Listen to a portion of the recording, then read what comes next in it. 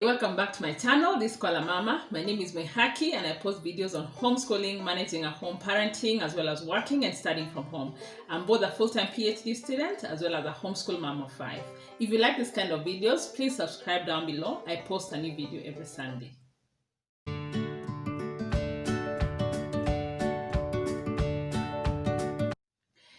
In this video, I want to share with you some of the things that I have found useful to train the children that make our home environment a lot more peaceful and make it easier for me to homeschool them. So homeschooling for us is not just about teaching our children how to read, write, play piano, do history and science. It is a lot more important about teaching them manners, responsibility, teamwork, respect, and that is what I want to talk to us about today. So it is very difficult to teach children if they are disruptive, unruly, disobedient, whether you are teaching them at home or in a school setting.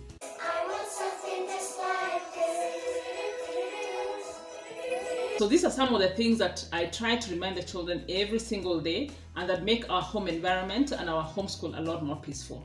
Please remember that it is a journey, it is not perfect, we don't get it right all the time, but it is something I try to repeat many times during the day. The first thing is obedience. One of the mantra that I try to remind the children is when they are little is to obey the first time. It is really difficult to keep teaching children who are not obeying the first time, so you have to repeat many times. And for the older children, that delayed obedience is disobedience. Because when you have children listening to what you have told them the first time you say it, without you having to repeat and raise your voice, then it makes it a lot easier for you to teach them and for them to learn. Hello. Which one is different in this line? In this line, which one is different? The second thing is respect.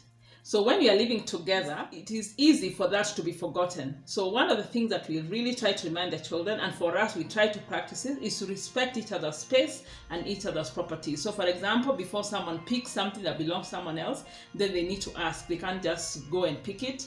The knocking doors, simple things like knocking the bedroom doors before you enter, asking before you can have something, and not just, picking things all over the place without returning them in the right place. We find that when we respect each other's space, respect each other's privacy, like for example, if I go to the bedroom and I want to rest and I tell the children then I don't want to be interrupted for the next 1 hour, then I teach that is important for them to respect.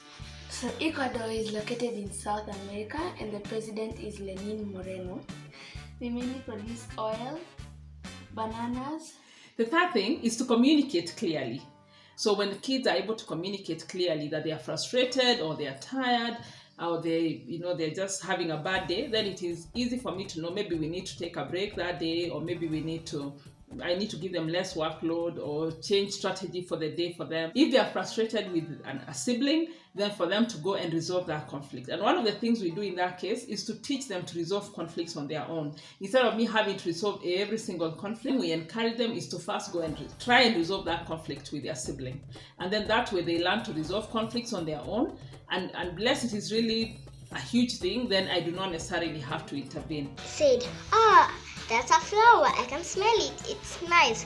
The dad made for him some things to learn letters. A, B, C, D. The other thing is just to try and encourage the children and to practice it ourselves to have a positive attitude. I know that it is not always easy, that everything you do it cheerfully and excited. Sometimes you just want to get it done. But we try to encourage the children to just try and do whatever it is that they're doing with a positive attitude, whether it is school or chores or helping one another, to do it with a cheerful attitude, to be happy. Senegal is located in West Africa. It's the best place to learn to surf because it has very many nice surfing waves.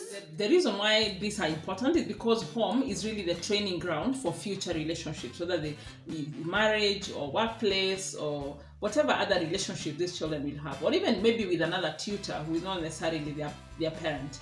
So when they learn these things early, then it is useful for them because wherever they go, then they're able to practice them. I hope that you find these things useful. Thank you for watching this video. If you like it, please give it a thumbs up and subscribe down below. I post a new video every Sunday on homeschooling, parenting, managing a home, as well as working and studying from home. Thank you and see you next time. Bye.